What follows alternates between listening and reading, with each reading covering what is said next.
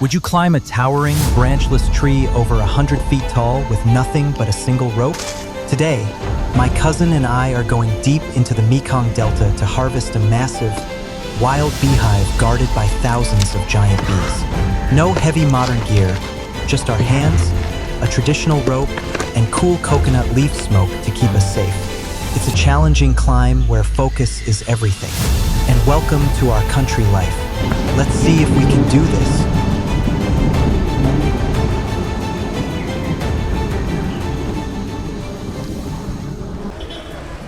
Hey everyone, and welcome back to the channel. If you're new here, and I'm so excited to share another piece of my daily life here in the beautiful, rustic countryside of Vietnam's Mekong Delta. We're leaving the concrete behind and heading toward the mighty Tien River, one of the major branches of the Mekong River. The water you see here is a rich, muddy brown. For tourists, it might look dirty, but to us, that brown color is pure gold. It's rich with alluvial silt, or what we call fusa. This sediment is the lifeblood of the Mekong Delta, naturally fertilizing our rice fields and sweetening the fruits in our endless orchards. Look down there. Even on this wide stretch of the river, you can see people out on the water. Paddleboarding, or SUP, has become quite popular lately, even in the countryside. A group of adventure seekers is enjoying the gentle current. This river is a highway, a playground, and a source of life all at once. Now we're heading down the roundabout, navigating the exit towards the rural lanes. The transition from the wide highway to the countryside paths is always my favorite part of the day. The air instantly feels cooler, fresher, and filled with the scent of wild grass and damp earth. We are traveling down a narrow concrete pathway. In the Delta, these paths are just wide enough for a single motorbike or a bicycle. If you meet someone coming from the opposite direction, one of you has to gently pull over into the grass to let the other pass. It teaches you patience and community spirit right from the start. The path winds past small canals, cozy wooden houses, and dense banana groves. This is the real, untouched Mekong Delta. Calm, green, and incredibly peaceful.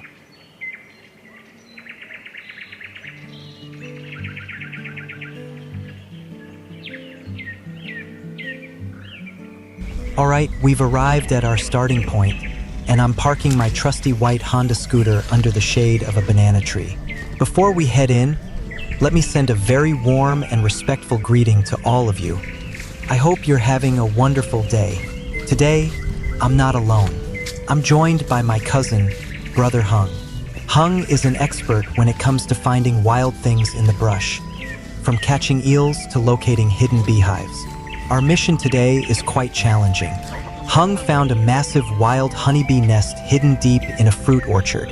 The nest is located on a very tall tree, and we're going to climb up there to harvest the golden honey. Traditional honey harvesting is a craft passed down through generations in my family. We always try to do it with the utmost respect for the bees and the environment.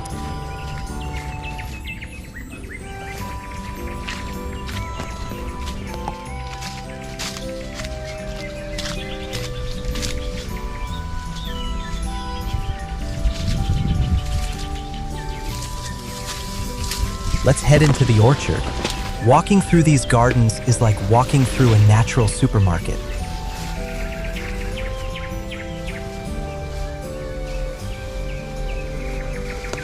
I look up and my heart skips a beat. That is a massive kapok tree. Kapok trees are famous for their towering height, smooth gray bark, and the fluffy cotton-like fibers inside their seed pods. This particular tree must be well over 100 feet tall, and the trunk is completely straight and branchless for the first 50 feet. Way up there, nestled in a three-way fork of the branches, is the beehive. From down here, it looks like a dark, heavy crescent moon hanging from the bough. It's easily 3 to 4 feet long. These are giant Asian honeybees, Apis dorsata. They are wild, incredibly protective of their hive, and their stings can be very painful. I look at the height of the tree and then at my simple climbing gear. I have to admit, I feel a bit nervous. Climbing a branchless tree of this size requires a lot of physical strength, technique, and a calm mind. But Hung gives me a reassuring smile, and we begin our preparations. We don't use expensive high-tech climbing gear or metal spurs that can damage the tree. Instead, we rely on a traditional rope harness system that we've used for decades. It's simple, light, and highly reliable if you know what you're doing. The system consists of a thick, heavy-duty utility rope and a wide, padded webbed strap that goes around my waist. First, I throw the rope over a low branch or loop it around the trunk. Then, I tie a secure knot, one that can slide up but locks instantly when weight is applied. To climb, I have to hug the tree with my legs, push the rope loop upward with my hands, lean back to let the knot lock, and then step up using the tension of the rope. It is a slow, rhythmic, and incredibly exhausting process. It works your core, your thighs, and your grip strength to the absolute limit. I double-check every single knot. Safety is always the #1 priority. In this line of work, we have a saying, an open mind and a tight rope keep you alive. I put on my protective face mesh, pull my sleeves down, and take a deep breath. It's time to head up.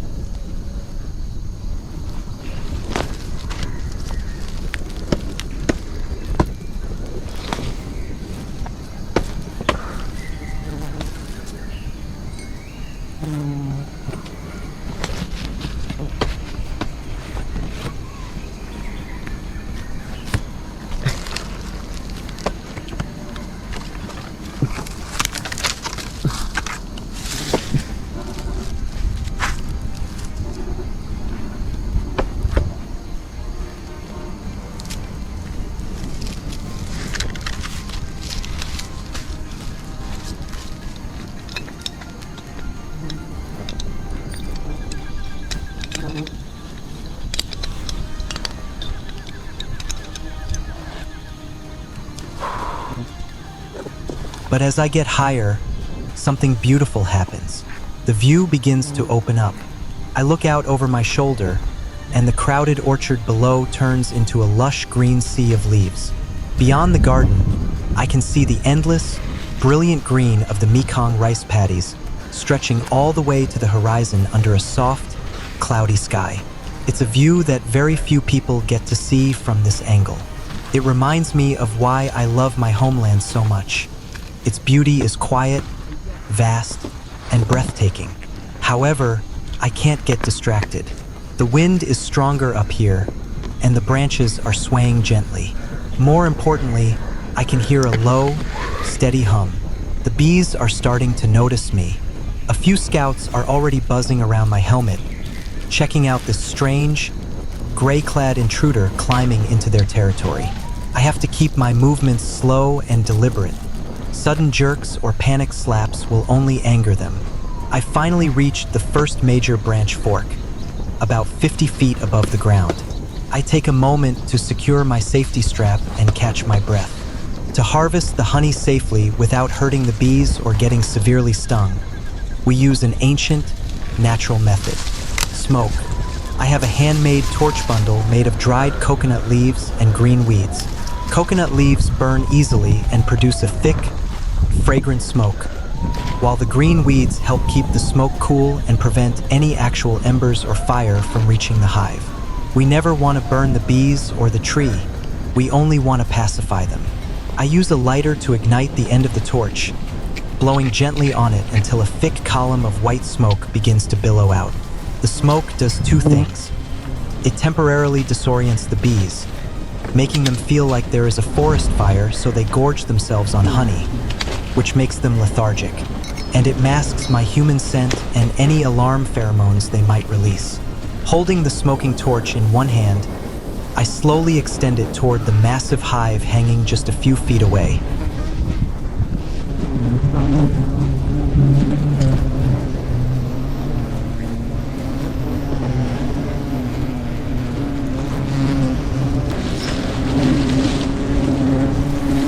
The sheer scale of this hive is incredible. Thousands upon thousands of bees are huddled together, forming a living shield over the honeycomb. As the cool smoke drifts over them, they begin to part. It's like a curtain opening on a stage. Slowly, the magnificent, golden white structure of the honeycomb is revealed. It is absolutely gorgeous, glistening in the filtered sunlight.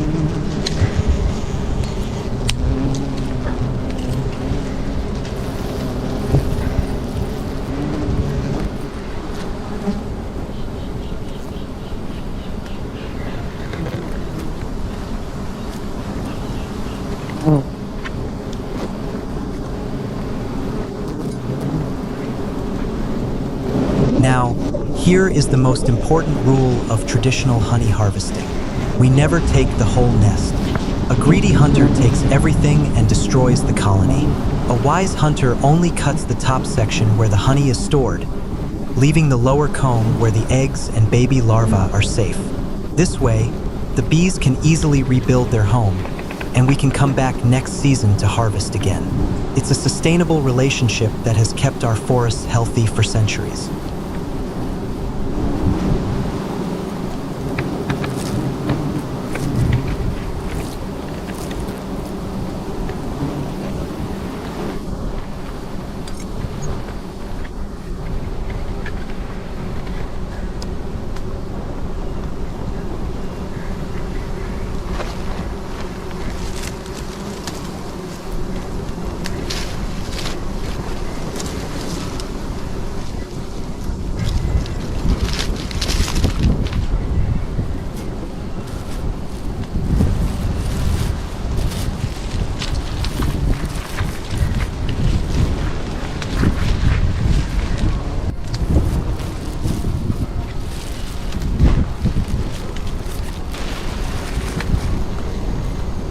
Pull out my sharp harvesting knife.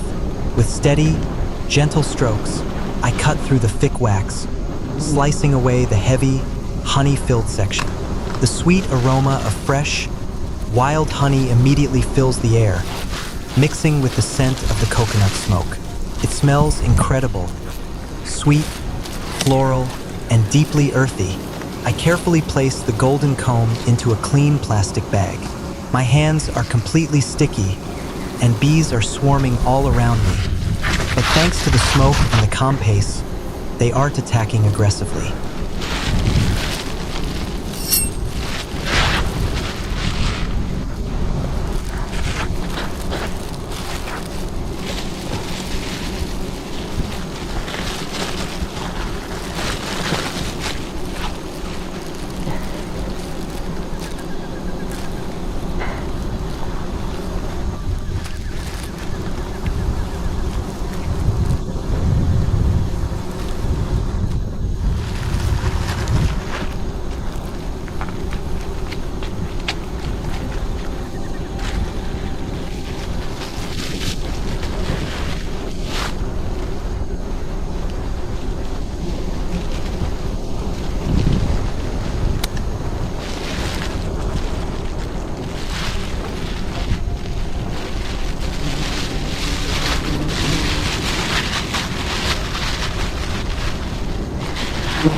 The honeycomb is beautiful, though because we are in the dry, hot transition season, some parts of the comb are slightly dry, but the honey itself is incredibly dense, pure, and has a deep amber color. This is 100% organic, wild forest honey, untouched by any processing. It's the sweet taste of our homeland, earned with hard work and sweat.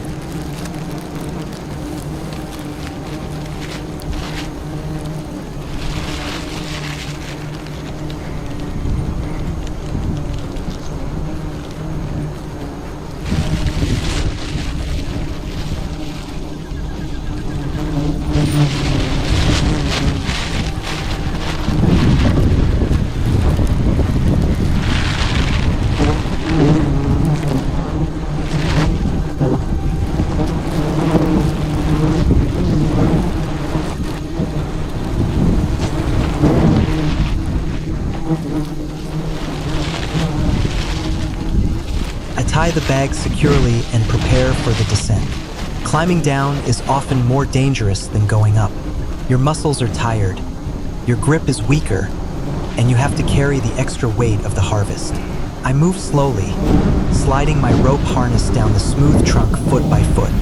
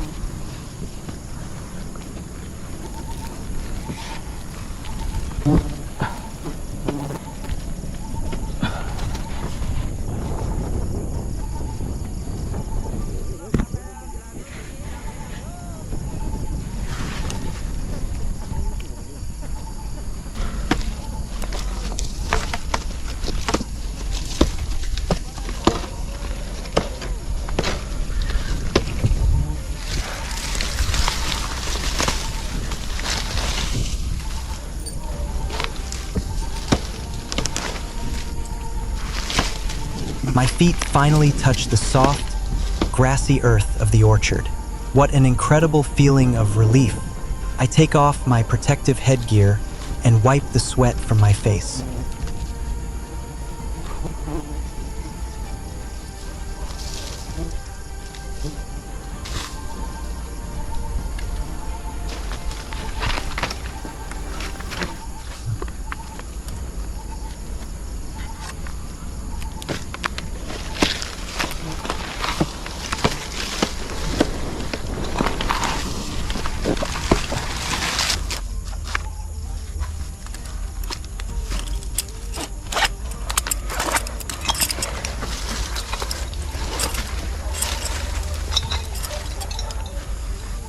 We gather our ropes, backpacks, and our precious bag of honey. It's been an exhausting but deeply rewarding day in the orchards of Dong Tap. I open the bag to show him. I want to thank all of you so much for joining me on this adventure today. If you enjoyed climbing this giant kapok tree with me, please don't forget to hit that like button, leave a comment below telling me what you thought, and subscribe to the channel for more rustic adventures from Vietnam. Until next time, take care of yourselves, stay safe, and I'll see you in the next video. Bye-bye, everyone.